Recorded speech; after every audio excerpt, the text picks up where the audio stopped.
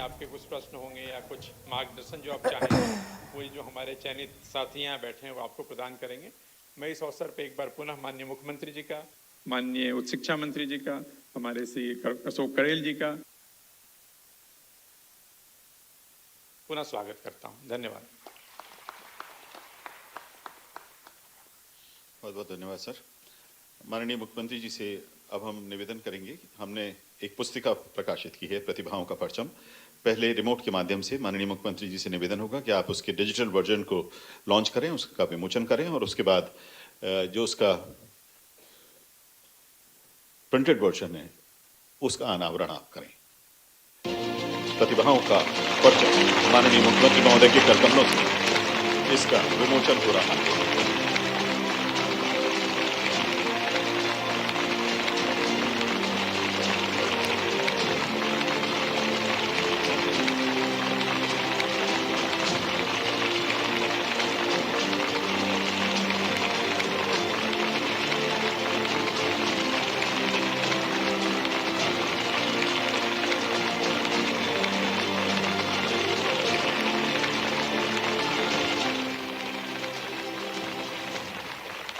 बहुत बहुत धन्यवाद माननीय मुख्यमंत्री जी। हम एक बहुत छोटा सा वृत्त चित्र दिखाएंगे जिसमें चयनित अभ्यर्थियों पर हमने प्रकाश डाला है। आइए देखते हैं।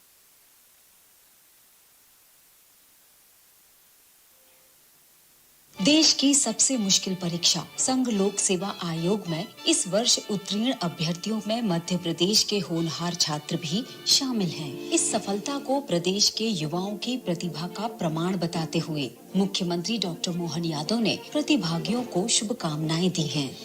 यूपीएससी का जो रिजल्ट आया तो उसमें टॉप 10 में हमारे मध्य प्रदेश के 2 होनहार युवाओं ने अपना बड़ा मुकाम हासिल किया है। यूपीएससी के सिलेक्ट होने वाले मित्रों को बधाई। आइए सुनते हैं चयनित प्रतिभागियों की सफलता की कहानी उन्हीं की जुबानी। इस सफलता का श्रेय मैं अपने माता पिता को देना चाहता हूँ, जिन्होंने मेरे को इस मुकाम तक पहुँचाने के लिए बहुत से बलिदान किए। अगर आप सही मायने से, सही कारणों से इस एग्जाम की तैयारी करते हैं तो आपको मैं यकीनन ही बता सकता हूँ कि आपने अपने अंदर आपको वो मोटिवेशन मिलेगा, वो शक्ति मिलेगी जिससे आप अपने चैलेंजेस को पार कर सकें।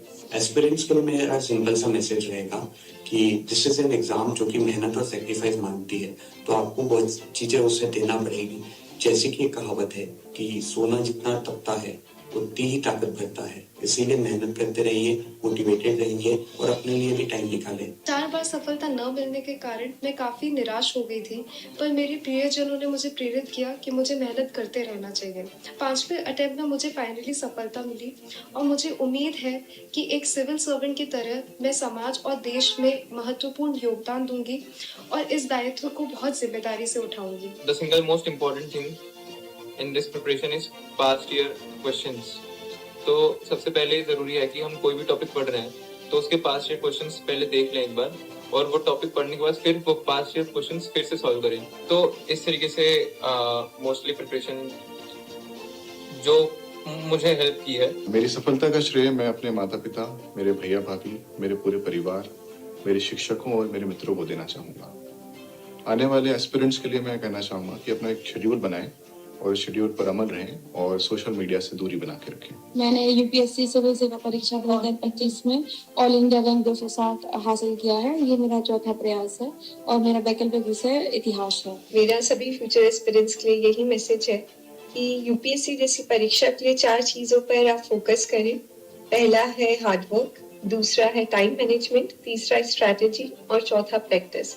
इन सब के कोऑर्डिनेशन और कॉम्बिनेशन के साथ आप जरूर इस परीक्षा में सफलता हासिल कर सकते हैं। कि एक सिविल सेवक के कर्मयोगी बनने की यात्रा इस परीक्षा से ही प्रारंभ हो जाती है, क्योंकि इस परीक्षा में एक विद्यार्थी को दृढ़ संकल्पित और धैर्यवान होना